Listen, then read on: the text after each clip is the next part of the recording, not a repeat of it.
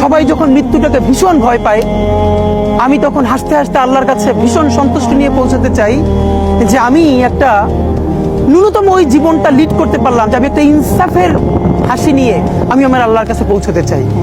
সুতরাং আগামী 50 বছর বাঁচলাম, কোনো ইম্প্যাক্ট তৈরি হলো না আমারে দিয়ে, দেশের জন্য, রাষ্ট্রের জন্য, উম্মার জন্য, জাতির জন্য।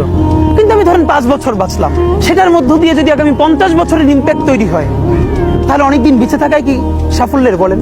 শহীদ প্রেসিডেন্ট জিয়াউর রহমান কয়টা দিন বেঁচেছেন, কিন্তু ভাবেন আজকে পর্যন্ত উনি আমার অনুপ্রেরণা। হাঁটতে হাঁটতে আমার পা ফুলে যায়, আমি আমার টিম সেদিনকে ব্যাগের মধ্যে জুতো নিয়ে তারপরে একটা শপিং মলে ঘুরছিলাম, মানে পা ফুলে গেছে, পা জুতোয় ঢুকাতে পারছিলাম না।